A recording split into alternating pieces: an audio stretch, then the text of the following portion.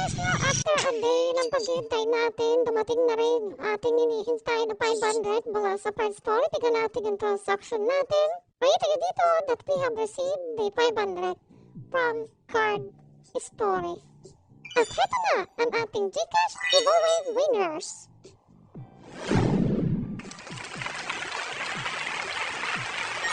Kung pa rin sumali sa ating Gcash giveaway, i-like, mag-subscribe at mag-comment lang kung bakit yung dapat panalo ng ating Gcash giveaway. Yo, what's up guys? Welcome back dito sa ating channel. And today, re-review natin ulit kung still active pa rin yung Card Story ng Bus Break. It has 4.6 rating and 500,000 downloads. So, dun sa mga previous review natin guys, no, nakita natin na possible pa rin makapag-withdraw dito sa Card Story. Again, this video is for educational and entertainment only.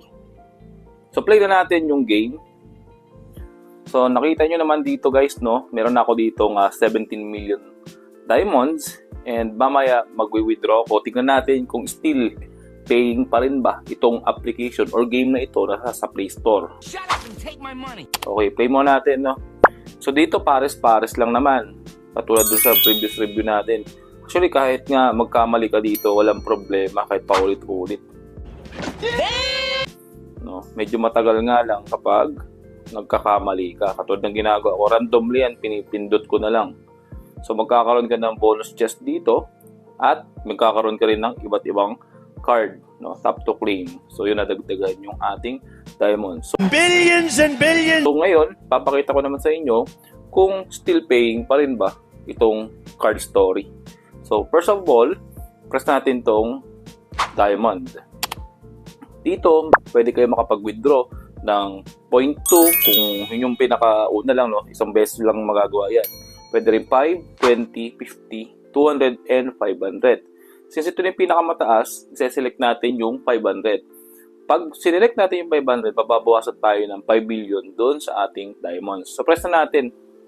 And, press the withdraw. Okay? So, nandito na nakasave na yung Gcash account ko. And, pwede ko na siyang pindutin yung withdraw. Okay? So, hopefully, magdiretso siya to, no? Kasi so, sa mga nakaraang panahon, nagkakaroon tayo ng problema pagdating sa withdrawal.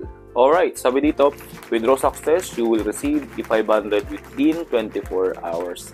And titignan natin yung history, meron pa rin ako dito nung August 8 nakapag-withdraw ko ng 500 din. Ngayon, August 31, pending siya.